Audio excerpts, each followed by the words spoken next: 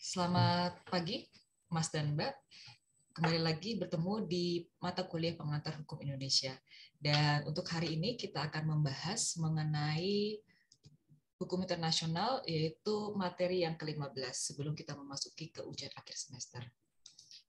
Ya, materi-materi yang akan kita bahas pada hari ini mengenai hukum internasional ada meliputi sebagai berikut. Yang pertama adalah kita akan membahas mengenai pengertian dan juga subjek hukum internasional itu meliputi apa saja. Kemudian sumber hukum formil, hukum internasional itu mencakup apa saja, dan asas-asas hukum internasional, dan juga yang terakhir adalah hubungan diplomatik. Di hubungan diplomatik ini kita akan membahas mengenai masing-masing negara mengirimkan perwakilan diplomatiknya antar lembaga negara. Nah, kemudian kita akan masuk saja langsung ke pengertian. Ya, hukum internasional itu sebenarnya terbagi menjadi dua, yaitu hukum internasional di bidang publik maupun hukum internasional perdata. Hukum internasional publik inilah yang akan kita bahas pada hari ini sebenarnya. Hukum internasional perdata mungkin akan kita bahas tersendiri pada pertemuan berikutnya. Nah, hukum perdata, hukum internasional publik itu ada beberapa pengertian dan bisa Mas dan Mbak sendiri lihat di PowerPoint-nya. Bisa terlihat Mas dan Mbak untuk PowerPoint-nya? Ya. Bisa, Bu.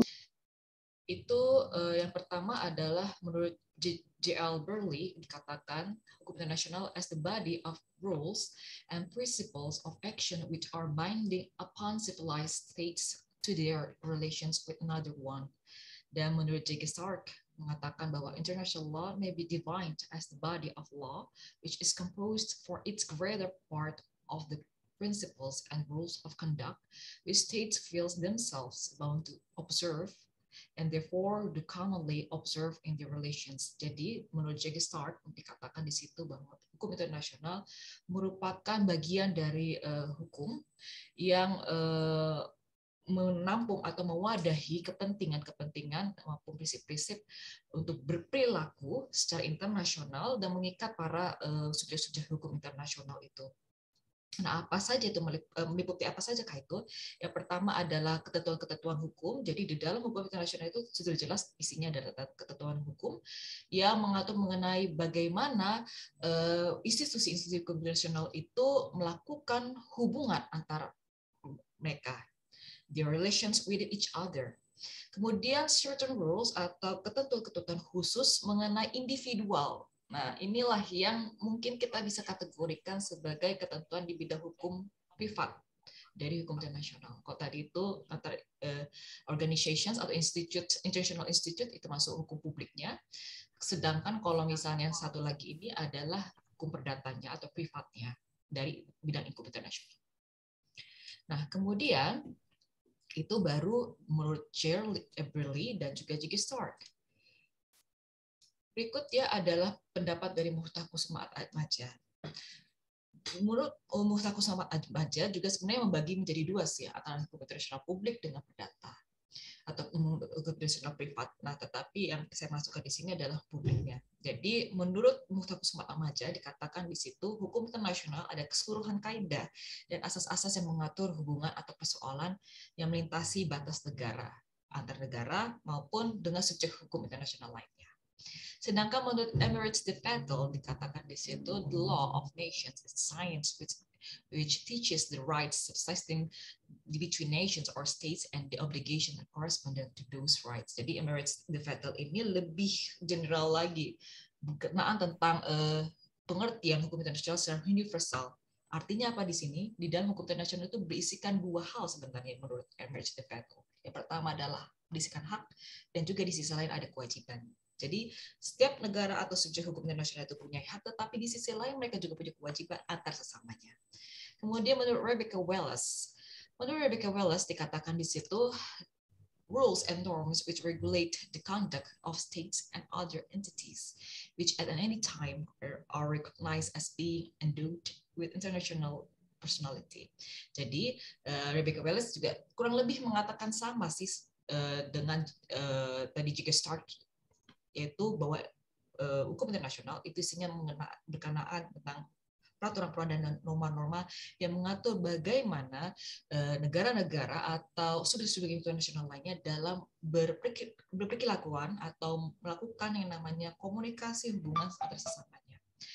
Dan kemudian terakhir, menurut The American Law Institute dikatakan di situ, hukum internasional itu merupakan the conduct of states and of international organizations and with their relation interstate as well as of some of their relations with persons. Jadi the American Law Institute juga sama mengatakan menggarisbawahi bahwa hukum nasional itu berkenaan tentang hubungan sesuai hukum internasional antar negara dan lain sebagainya. Ya, sampai di sini kita sudah melihat 6 pendapat dari para ahli. Nah, saya mau tanya nih dari pendapat Mas dan Mbak. Kira-kira dari ke-6 ini Mas dan Mbak bisa merangkum atau menarik kesimpulan apa sih pengertian hukum internasional khususnya di bidang hukum publik? Silakan siapa yang mungkin mau berpendapat atau memberikan definisi dari hukum internasional menurut Mas dan Mbak sendiri setelah kita melihat 6 pendapat dari para ahli tadi. Ya, silakan Mbak Suisipin. Baik Bu, terima kasih untuk kesempatan yang diberikan. Jadi kalau melihat dari 6 definisi yang sudah dijelaskan dan membaca dari buku, referensi buku, saya bisa mengartikan hukum internasional itu secara singkat sebagai hukum yang mengatur hubungan-hubungan antara negara, Bu. Jadi biar semuanya itu memiliki kaidah dan kepastian hukum gitu. Terima kasih, Bu. Terima kasih banyak, Pak Yusefin. Kira-kira masih ada lagi yang mau berpendapat? Silakan.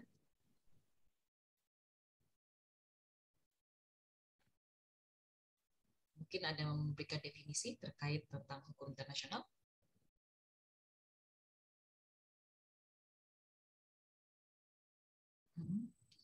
Monggo terserah dengan kata-kata sendiri. Ya, silakan Mas Hikmat. Baik Bu, terima kasih untuk kesempatannya. Kalau di sini saya ingin mengartikan arti dari hukum internasional ini mungkin berdasar pada pendapatnya Pak Mohtar Kusumatmaja ya Bu. Karena menurut saya sendiri dari hukum internasional itu pastinya seperti apa yang sudah dijelaskan oleh teman saya Yosefin, itu mengatur mengenai hubungan antar negara. Dan juga dari hubungan tersebut pastinya untuk mencapai suatu keadaan yang menjelaskan suatu ketertiban yang mesti ditaati oleh secara bersama itu Bu menurut saya. Ya, terima kasih banyak untuk pendapatnya, baik Mbak Yosefin maupun Mas Hikmat. Ya, jadi intinya memang demikian Mas dan Mbak. Ketika kita berbicara soal hukum, berarti ada suatu hubungan yang diatur. Siapa saja hubungan itu yang diatur itu berarti ada subjeknya. Jadi tadi Mas dan Mbak sudah menyebutkan ini hubungan hukum antar siapa? Ada subjek hukumnya, yaitu antar bisa negara, bisa atau subjek hukum internasional lainnya. Untuk apa? Untuk bagaimana cara mereka berhubungan, berkomunikasi, kemudian melakukan hubungan hukum internasional. Nah, kurang lebih seperti itu. Dan memang di dalam variasi pengertian tadi itu bermacam-macam, tetapi pada intinya memang demikian.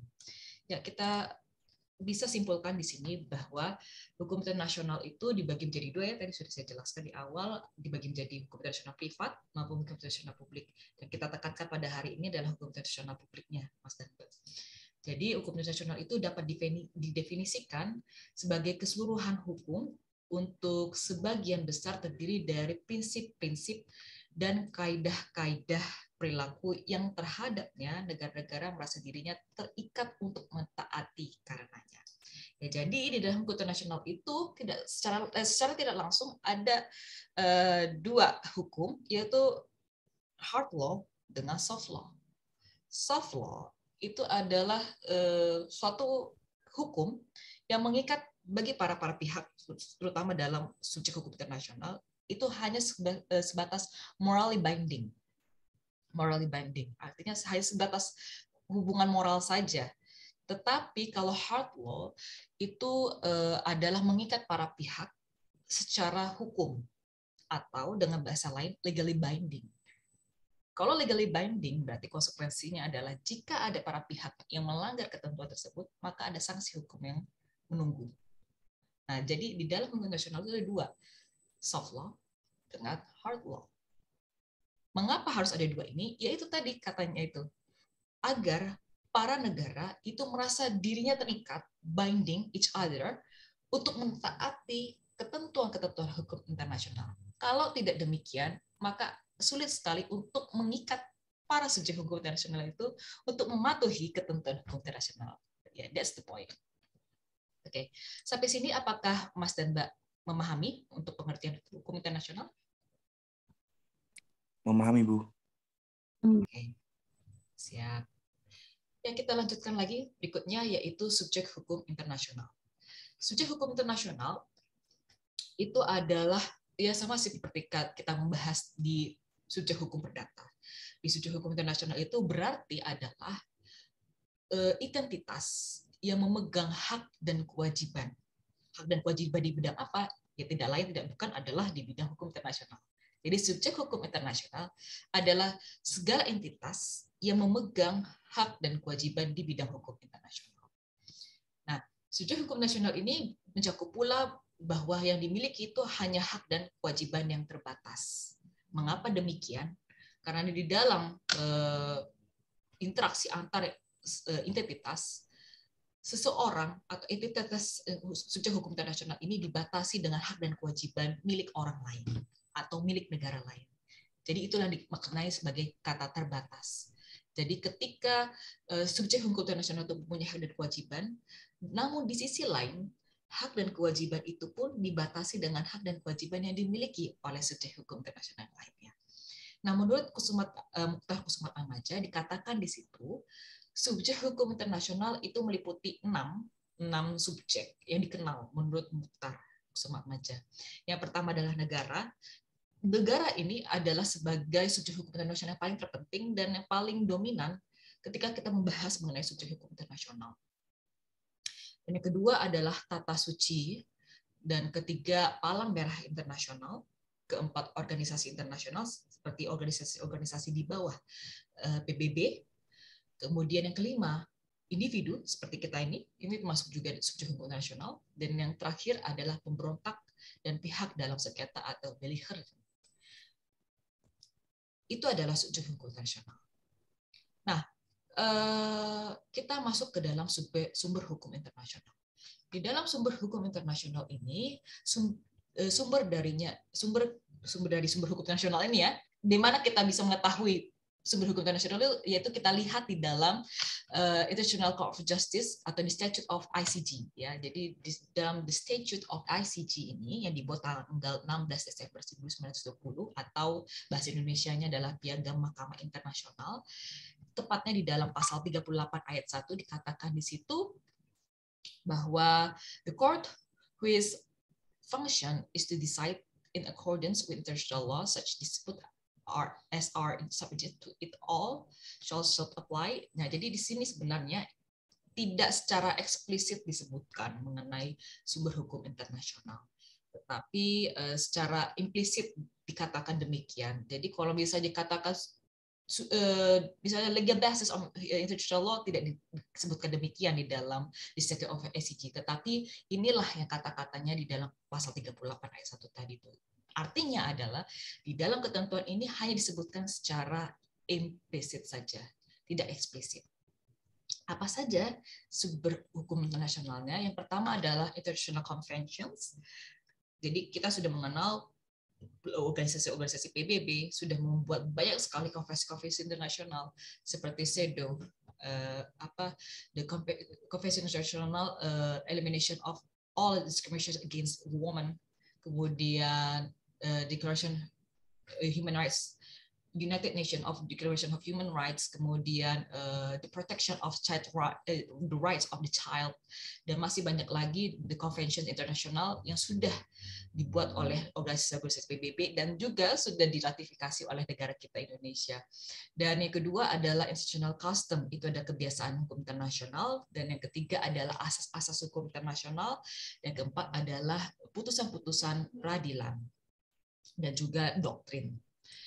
Nah, jadi kalau kita simpulkan tadi dari the Statute of ICJ ada 5 kurang lebih ya. Yang pertama adalah perjanjian internasional atau treaties, customs, kebiasaan internasional, kemudian asas hukum yang diakui atau general principle. Kemudian keempat adalah judicial decisions atau putusan-putusan pengadilan. Yang kelima adalah doctrines atau the opinion of the experts, ajaran-ajaran para ahli. Dan ada di dalam banyak sekali buku-buku para sarjana HI yang mengatakan sumber hukum internasional tidak hanya itu saja sebenarnya, tetapi mereka mengatakan customs itu adalah kebiasaan sumber hukum internasional, yang kedua traktat, yang ketiga keputusan-keputusan, keempat karya-karya hukum, dan yang kelima adalah keputusan-keputusan. Nah, kita akan berbicara berikutnya adalah asas hukum internasional. Asas-asas hukum internasional itu ada berbagai macam sebenarnya, tetapi saya akan mengambil hanya beberapa saja. Tapi yang pertama ini adalah asas teritorial. Jadi asas teritorial ini dikatakan adalah bahwa sebuah negara itu berdaulat penuh secara penuh di wilayah kekuasaannya tanpa diperkenankan negara lain untuk campur tangan di wilayah kekuasaannya. Jadi ketika negara lain atau pesawat, kapal, orang mau melintasi wilayah teritorial suatu negara, maka dia harus memiliki izin. Tapi ini berbeda dan mengalami pengecualian terhadap perwakilan-perwakilan diplomatik yang ditempatkan di wilayah negara tersebut. Nah, tapi intinya adalah bahwa memang suatu negara itu mempunyai yang namanya kedaulatan secara penuh di wilayah teritorialnya. Maka itu kita sebut sebagai asas teritorial. Dan berikutnya adalah asas kebangsaan atau nationality. Asas kebangsaan ini adalah suatu asas yang mengikat bagi para warga negaranya. Jadi dimanapun dia berada, maka hukum nasionalnya lah yang mengikuti dirinya dan mengikat dirinya. Nah, nanti Mas dan Mbak akan sangat memahami ini ketika kita membahas hukum perdata internasional, Mas dan Mbak. Jadi asas kebangsaan ini akan selalu mengikat dan mengikuti warga negaranya kemanapun dia berada. Dan berikutnya adalah asas kepentingan umum. Jadi asas kepentingan umum ini dikatakan di situ adalah asas yang berdasarkan pada wewenang negara untuk melindungi dan mengatur kepentingan dalam kehidupan bermasyarakat. Ini mengikat negara dan memberikan kewajiban bagi negara untuk melindungi dan mengatur kepentingan kehidupan bermasyarakat terlepas kemanapun dia berada sebenarnya. Ya, jadi tidak terkait dengan batas wilayah negara. Jadi misalnya ketika seseorang itu berada di luar negeri, misalnya ya, seperti Cinta Laura sedang sekolah di Amerika Serikat, dan kemudian apakah negara berhenti begitu saja untuk melindungi kepentingan Cinta Laura? Tidak.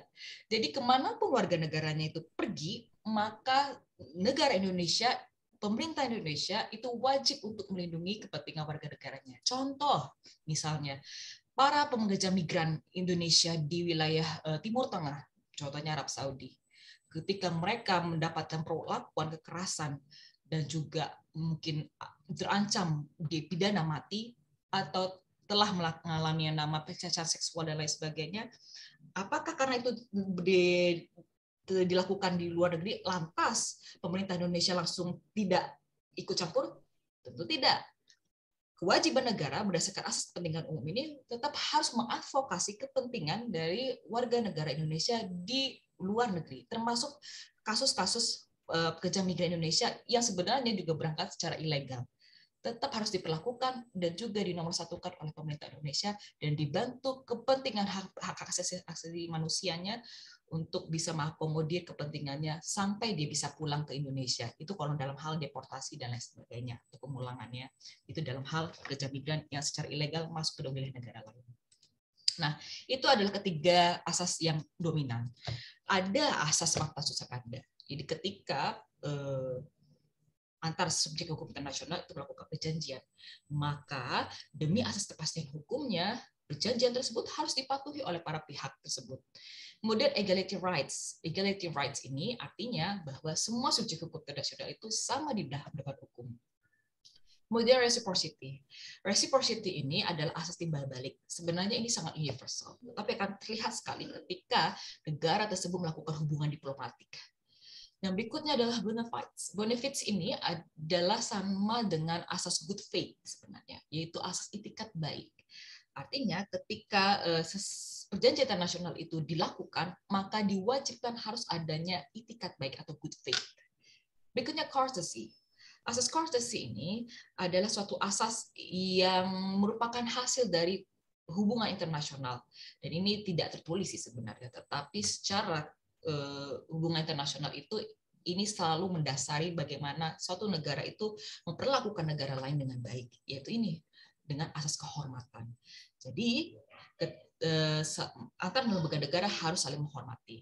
Berikutnya rebus sic statibus, itu artinya adalah dimungkinkan ketika para negara itu sepakat untuk bisa yang namanya melakukan perubahan terhadap perjanjian. Ya, berikutnya adalah inviolability and immunity. Asas inviolability and immunity ini melekat pada para diplomat. Kemudian ius copens. Ius copens ini artinya adalah apabila dalam melakukan perjanjian rupanya objek hukum internasional tersebut atau perjanjian itu bertentangan dengan yang namanya asas-asas kepatutan dan juga asas-asas universal. Contohnya apa? Yaitu ketika ada perjanjian dan memperjanjikan tentang genosida dan lain sebagainya, atau membangun yang namanya program nuklir untuk genosida itu, nah itu tidak diperbolehkan. Karena apa? Karena ini tidak berdasarkan asas yang halal, tidak atau dengan kata lain bertentangan dengan hukum. Nah itu tidak diperbolehkan. Kalau tidak diperbolehkan, maka secara hukum perjanjian ini batal. Itu menurut asas ius copens. Nah kemudian hubungan diplomatik. Hubungan diplomatik ini diatur di dalam Konvensi Wina, yaitu mengenai perwakilan diplomatik. Jadi hubungan diplomatik ini sebenarnya adalah wujud konkret dari hubungan diplomatik antara satu negara dengan negara lain. Nah, kemudian dalam hak dan kewajiban hubungan diplomatik ini itu harus memenuhi beberapa ketentuan ini, yaitu kewajiban untuk tidak menjalankan kedaulatannya pada teritorial negara lain, dan kewajiban untuk tidak memperkenankan warga negaranya melakukan perbuatan-perbuatan yang melanggar kebebasan, dan yang ketiga kewajiban untuk tidak campur tangan dalam urusan dalam negara-negara lain. Nah, tugas seorang wakil diplomatik akan berakhir pada saat waktu dari tugasnya telah habis. Namun bisa saja ini dicabut apabila ada kasus persona non grata. Persona non grata adalah negara yang menerima itu melakukan penolakan terhadap perwakilan diplomatik tersebut. Karena apa? Karena mungkin dianggap telah melanggar ketentuan-ketentuan hukum atau mengancam kepentingan negara tersebut. Yaitu adalah hubungan diplomatik. Nah, kemudian perwakilan diplomatik itu adalah lembaga kenegaraan di luar negeri yang bertugas dalam membina hubungan politik dengan negara lain. Apa saja itu? Yaitu mencakup 5 hal ini berdasarkan Konvensi Wina, ada 5 ya jenis-jenis atau tingkatan perwakilan diplomatik. Yang pertama duta besar, kedua duta, ketiga menteri residen, keempat kuasa usaha, dan yang kelima adalah atase. Duta besar itulah yang sering kita pahami atau kita kenal, dan kemarin juga baru diangkat oleh Presiden Joko Widodo ya. Kalau tidak salah ada 12 duta besar yang diangkat oleh beliau, yaitu perwakilan tingkat tinggi yang mempunyai kekuasaan penuh secara luar biasa. Ini memegang hubungan politis antara kedua lembaga negara, jadi dia merupakan perwakilan negara tersebut di negara sahabat. Yang kedua adalah duta. Duta ini adalah perwakilan di bawah duta besar yang menyelesaikan persoalan-persoalan khusus di bidang-bidang tertentu. Nah, kalau duta perwakilan di Roma disebut dengan internuntius. Sedangkan menteri residen itu adalah perwakilan yang hanya mengurusi urusan negara dan tidak mewakili pribadi kepala negara. Jadi menteri residen ini tidak berhak mengadakan pertemuan dengan kepala negara penerima. Dia hanya sebagai pelaksana saja.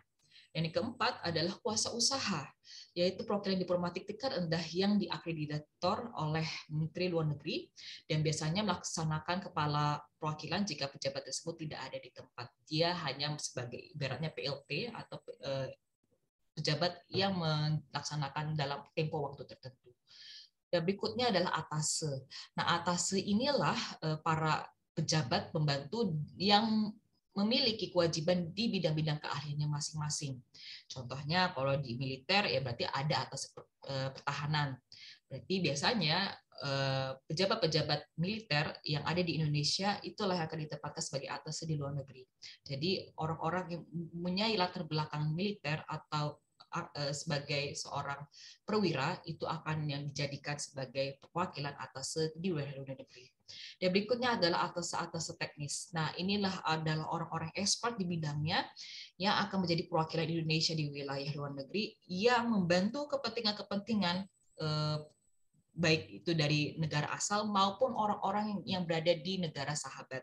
Jadi atas ini tidak hanya sebagai perwakilan, tetapi juga membantu mengadvokasi dan juga memfasilitasi kepentingan-kepentingan warga negara Indonesia di wilayah negara sahabat.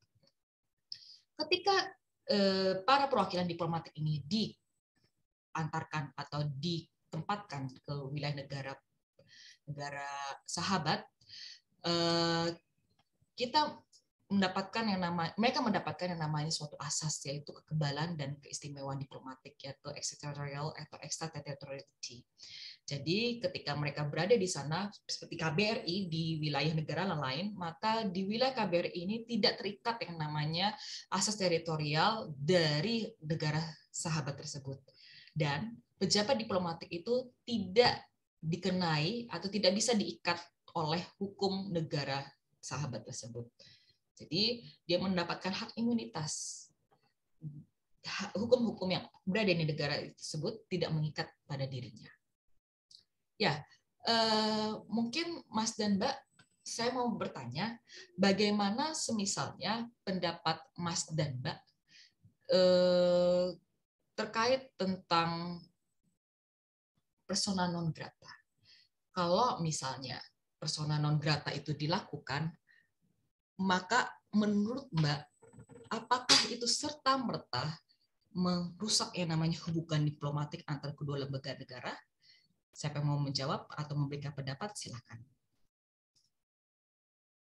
Saya ulangi lagi ya, dalam hal ada persona non grata, berarti kan ada resisten, ada penolakan dari negara penerima itu. Nah, menurut Mas dan Mbak, apakah itu serta-merta akan menghancurkan atau merusak hubungan kedua belah negara?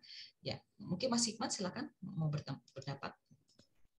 Baik Bu, terima kasih untuk kesempatannya. Kalau menurut saya di sini untuk persona non grata sendiri itu merupakan ini Bu, naik turun dari suatu hubungan antar negara. Misalkan kayak kemarin yang baru terjadi, contohnya kayak Nigeria menarik kedutaan salah satu duta besarnya dari Indonesia karena adanya kasus kekerasan terhadap salah satu diplomatnya. Nah, itu merupakan salah satu bentuk reaksi dari negara Nigeria akan perlakuan dari duta besarnya di Indonesia. Nah, itu mungkin saja bisa diselesaikan secara baik-baik dan juga memulihkan kembali hubungan diplomatis antara Indonesia dan Nigeria di hari kedepannya. Menurut saya itu, Bu. Oke, terima kasih banyak Mas Hikmat. Contohnya luar biasa dan komprehensif dan juga aktual. Ya, jadi di dalam hukum internasional itulah yang membedakan dengan bagaimana penjalan atau praktek dari hukum di nasional kita, di negara kita. Hukum internasional itu lebih pada seni dari berkomunikasi dan politis. Jadi ketika ada terjadi suatu kasus seperti yang tadi sudah disebutkan oleh Mas Hikmat tadi itu, belum tentu juga sih serta-merta memutus hubungan bilateral antara negara kita dengan Nigeria, itu belum tentu. Tergantung dari sejarah dan juga tergantung dari bagaimana fleksibilitas hubungan internasional kita dengan atau hubungan bilateral kita dengan negara Nigeria. Nah, oleh karena itu memang sebaiknya ya asas courtesy itu akan selalu harus dilaksanakan dan juga hubungan diplomatik itu harus selalu dilaksanakan meskipun ya tadi sudah dilakukan dirasa bahwa ini telah melakukan pelanggaran terhadap perwakilannya mereka dan mereka mau menarik itu. Tetapi kalau misalnya antara G2G, government to government ini baik hubungannya, maka ini bisa saja diselesaikan secara baik dan damai. Tetapi kalau dari G2G-nya ini saja sudah bermasalah, memang biasanya itu sampai ke ujung-ujungnya juga akan bermasalah. Tetapi itulah seni dalam hubungan internasional, Mas dan Mbak. Tidak ada straight point-nya, tidak ada hitam di atas putih yang begitu kental. Itu lebih pada seni bagaimana mereka saling berhubungan, berkomunikasi, dan berteman di dalam kaca hukum internasional. Jadi itulah tidak ada kepastian sebenarnya di dalam hubungan internasional. Ya, mungkin Mas dan Mbak, apakah ada pertanyaan terkait dengan materi kita pada hari ini, hukum internasional.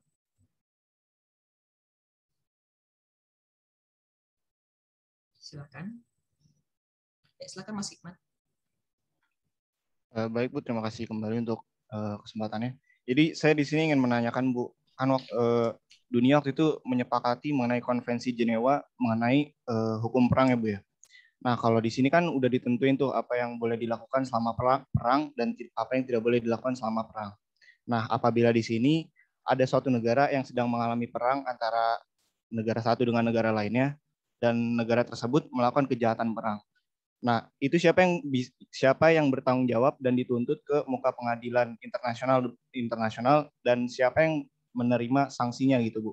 Maksud saya siapa yang bertanggung jawab untuk menerima sanksinya? Apakah si kepala negara di salah satu negara yang melakukan kejahatan perang atau seluruh warga negaranya yang terlibat dalam perang tersebut, Bu? Terima kasih. Ya, ketentuan tersebut ada di dalam ketentuan ICJ, International Court Justice, ya, terutama di dalam ICCJ, Criminal Court Justice. Nah, jadi ketika ada kejahatan peperangan itu masuk ke dalam kejahatan pidana internasional atau bisa saja masuk dalam kategori kejahatan humaniter internasional. Nah, permasalahannya itu nanti akan dilihat ketika proses peradilan juga pemeriksaan di Mahkamah Internasional tersebut. Nah, untuk masalah pertanggungjawabannya itu tergantung siapa yang mengambil kebijaksanaan. Ya, misalnya kalau dalam hal presiden atau pemimpin negara itu yang mengambil kebijakan tersebut, ya memutuskan dan memerintahkan, itu kan berarti ada perintah komando. Ya berarti ya si pejabat yang memberikan komando inilah yang bertanggung jawab atau yang diseret ke Mahkamah Internasional untuk mempertanggungjawabkan kesalahannya tersebut. Ya jadi ini kontekstual sekali mengenai siapa yang bertanggung jawab untuk melakukan hal tersebut. Ya bisa saja kalau misalnya dalam hal negara-negara yang punya junta militer yang terlepas dari pemerintahannya, maka belum tentu presidennya kena, tetapi adalah junta militer inilah yang kenakan sanksi internasional tersebut. Ya, jadi ini sangat kontekstual sekali. Tidak bisa saya langsung katakan, oh berarti presidennya, tidak seperti itu. Tapi harus case per case-nya. Kita lihat case-nya itu bagaimana. Yang penting adalah siapa yang membuat kebijakan tersebut, yang menyusun struktur dari kejahatan tersebut sehingga terlaksana, hingga adanya misalnya seperti dulu genocide, atau misalnya dalam hal ketika berperang dia mengeluarkan kebijakan untuk misalnya menggunakan senjata nuklir dan lain sebagainya, dan kemudian kan nuklir itu sebenarnya tidak manusiawi ya, karena itu bisa mempengaruhi genetik hingga beberapa keturunan sebenarnya itu, atau menggunakan yang namanya bioweapon. Ya, bioweapon itu ya orang-orang mengatakan seperti virus-virus yang dipergunakan untuk bisa memusnahkan suatu komunitas atau masyarakat tertentu dalam waktu singkat, dan itu yang dikhawatirkan ke depan apabila bioweapon ini dikembangkan secara tidak bertanggung jawab. Nah, inilah yang dicari siapa yang mengambil keputusan dan merancang semua kebijakan ini. Itu yang akan diseret sebenarnya. Dan belum tentu satu wilayah negara itu yang akan kena dampaknya masyarakatnya gitu, belum tentu juga. Tetapi biasanya dalam kancah hubungan internasional ini biasanya ada sanksi sosial internasional ya, biasanya seperti itu. Kalau misalnya sanksi secara hukumnya tidak sih. Misalnya warga negaranya kena, enggak juga. Tetapi yang diseret tetap adalah siapa yang mengambil kebijakan. Dan biasanya secara tidak langsung dampak ini akan memberikan sanksi sosial terhadap negara tersebut. Entah itu dikucilkan, entah itu tidak diikutkan dalam komunikasi atau hubungan internasional antar negara-negara lain, itu biasanya bisa terjadi. Dan itu biasanya ada beberapa negara-negara di dunia negara ketiga yang pernah melakukan yang namanya kekerasan terhadap negaranya, dan itu dikucilkan dari pergaulan internasional. Itu pernah di wilayah negara benua Afrika juga pernah ya. Nah, itu adalah konsekuensi yang tidak ada sanksinya sebenarnya di dalam Mahkamah Internasional, tetapi secara tidak langsung dalam hubungan internasional itu terkena dampaknya terhadap warga negara dari negara tersebut. Ya, apakah sudah cukup Mas Hikmat? Apa kurang penjelasan dari saya? Sudah terjawab dengan jelas, Bu. Terima kasih. Ya, terima kasih banyak Mas dan Mbak. Apakah masih ada pertanyaan lain?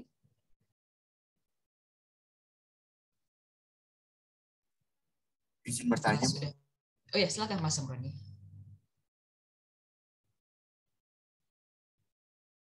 Baik, terima kasih atas kesempatannya, Bu. Saya ingin bertanya, dalam beberapa subjek hukum yang kemudian dijelaskan oleh Ibu, yang paling terakhir adalah belligerent atau pemberontak. Nah, pertanyaan saya adalah, mengapa kemudian pemberontak itu dikategorisasikan sebagai subjek hukum? Dan apakah ada kriterium-kriterium khusus sebuah kelompok kemudian dapat dikategorisasikan sebagai pemberontak?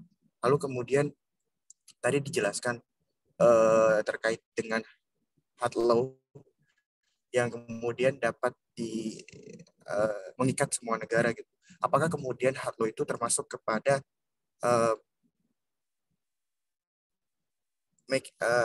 law making treaty yang ada di dalam macam-macam dari perjanjian? Begitu. Terima kasih. Ya, terima kasih untuk pertanyaannya. Mengenai belligerent, iya, Mas. Jadi tahu kelompok separatis? Mas Zamroni? Kelompok separatis? Halo Mas Zamroni? Mohon maaf, Bu, suaranya. Kelompok separatis? Mas tahu kelompok Iya. separatis? Ya. Nah, kelompok separatis itu kurang lebih sama dengan belligerent ini. Ya, jadi ketika suatu kelompok ingin memisahkan dirinya dari suatu negara, sebenarnya dalam konteks hukum internasional itu diperkenankan sebenarnya, ya. Karena apa? Karena mereka punya hak juga. Mereka punya hak untuk bisa melepaskan diri. Tetapi dalam kacamata hukum nasional itu tidak diperkenankan. Nah, makanya beda ini kacamata hukum nasional dengan kacamata hukum internasional. Kalau kacamata hukum internasional boleh, mereka punya hak untuk memisahkan diri. Karena apa? Karena mereka punya hak asasi.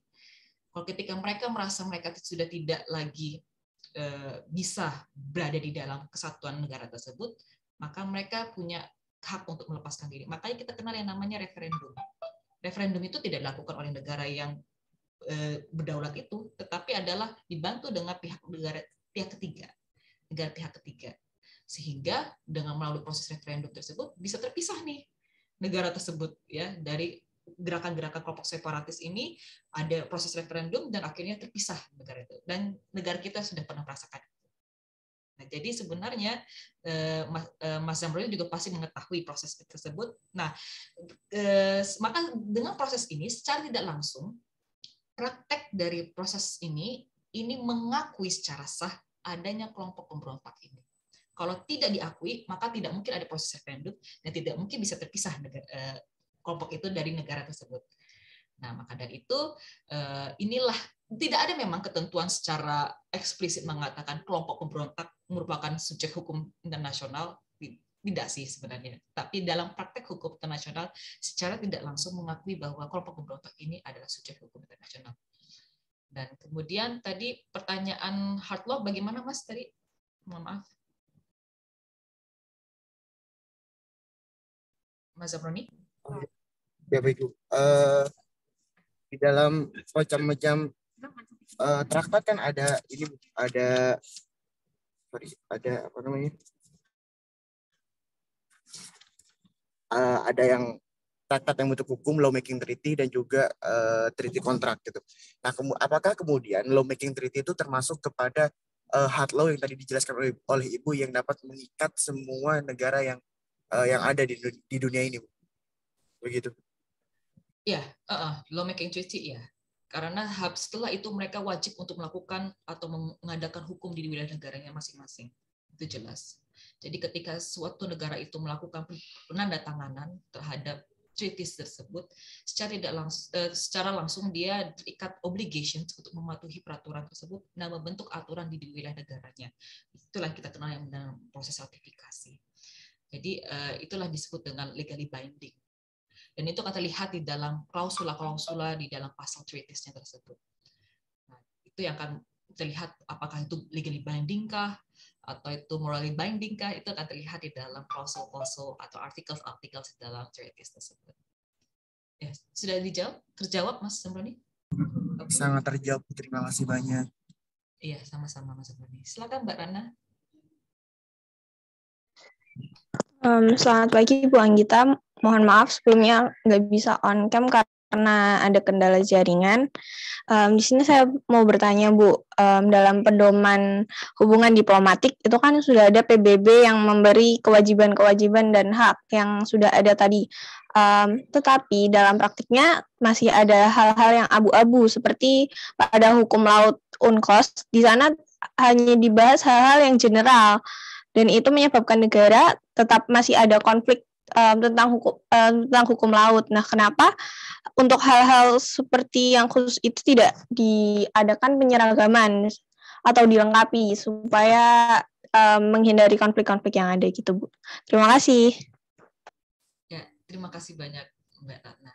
Ya, jadi itu yang saya katakan dalam hukum tradisional itu a little bit tricky dalam mengatur atau membuat satu pasu-pasu di dalamnya. Karena apa? Karena itu melibatkan kepentingan-kepentingan dari berbagai negara yang berada di dalam situasi yang sangat berbeda. Contohnya seperti negara kita. Tidak semua negara-negara itu adalah coastal area atau coastal countries, wilayah-wilayah pesisir, mempunyai wilayah pesisir, tidak semua Mas dan Mbak ya. Seperti wilayah di Eropa Tengah, Asia Tengah dan lain sebagainya, atau Afrika dan Amerika, mereka punya wilayah-wilayah yang tidak mempunyai coastal areas. Dan meskipun mereka punya coastal areas pun coraknya akan berbeda. Contohnya seperti wilayah negara kita dengan wilayah misalnya di Prancis, apakah sama? Tidak sama. Lebih kompleks wilayah coastal area kita. Permasalahan pesisir, batas-batas wilayah kelautan di negara kita itu jauh lebih kompleks daripada wilayah-wilayah negara lain sebenarnya. Karena apa? Kita berbatasan dengan wilayah-wilayah negara yang cukup banyak, baik dari Singapura, Malaysia, Filipina, maupun Australia, kemudian ada Papua Nugini, ada Timur. Sangat banyak sekali Mas dan Mbak. Kemudian dibatasi lagi dengan zona wilayah internasional. Ya. Nah, untuk UNCLOS itu diakui 12 teritorial itu dari garis batas pantai ya. Itu adalah wilayah teritorial di mana negara itu berdaulat secara penuh, tetapi kemudian 200 mil itu sebagai zona ekonomi eksklusif di mana negara tersebut itu bisa mengambil atau mengeksplorasi sumber daya yang berada di dalamnya, subsoil dan lain sebagainya, atau di dalam lautnya. Nah, ZEE inilah yang sering menjadi, apalagi ya kalau misalnya ukuran milnya ini mepet dengan negara lain, itulah yang sering sekali terjadi permasalahan. Dan tapi belum tentu juga sih semua negara itu mengalami hal yang sama, enggak, tapi tergantung dari ukurannya itu. Nah, makanya nggak mungkin bisa Mas dan Mbak untuk bisa membuat peraturan yang seragam. Karena itu situasinya sangat berbeda. Dan apesnya kita ya karena ada beberapa zona-zona titik negara kita yang batasnya itu kurang dari 200 mil dengan negara lain. Sehingga sering sekali wilayah kita itu atau nelayan kita sama aja sebenarnya. Nelayan negara tersebut dengan nelayan kita itu sering cross border, melewati wilayah perbatasan tersebut secara tidak sah atau secara ilegal. Yaitu karena tapi kalau misalnya dalam kacamata kita itu masih masuk karena itu masih 200 mil sebenarnya. Tapi menurut kacamata negara sebelah itu nggak udah lewat itu menurut mereka. Dan itu udah ilegal. Makanya sering wilayah kapal-kapal nelayan kita itu sering ditangkap oleh otoritas setempat negara-negara tetangga kita. Karena ada konflik kepentingan. Mengapa? Karena di dalam wilayah laut itu. Yang pertama adalah mineral, batu bara, minyak dan lain sebagainya. Di wilayah utara kita itu sangat menyimpan begitu banyak deposit sumber daya alam yang luar biasa dan mempunyai potensi ekonomi yang sangat besar, dan itu bisa menjadi potensi perebutan. Dan yang kedua adalah dalam perikanan itu tidak serta-merta satu wilayah ini akan mempunyai ikan yang banyak selama 1 tahun, enggak. Jadi dalam perikanan itu ada jalur migrasi Mas dan Mbak. Jadi bisa saja di dalam periode September sampai Desember di wilayah Laut Halmahera banyak ikan. Tetapi bisa saja dari Januari sampai Maret itu pindah ke arah Filipina. bisa saja terjadi. Nah, nelayan itu prosedurnya adalah ya gimana caranya bisa menemukan wilayah-wilayah yang punya banyak ikan. Ya ibaratnya kayak kucing-kucing aja dicari aja terus. Nah, bisa saja ini bisa mengarah ke wilayah perbatasan negara lain dan ini menjadi pemicu. Karena apa? Karena mereka selalu akan mencari di mana ikan paling banyak. Karena ikan itu tidak serta-merta berada di wilayah itu satu tahun di situ aja, enggak. Mereka punya proses migrasi ikan. Ada jalur ikannya itu. Dan ini yang menjadi potensi dari yang namanya konflik-konflik tersebut. Nah, apakah ini bisa diatur di dalam ketentuan atau klausul di dalam misalnya turunan dari UNCLOS? Belum tentu bisa.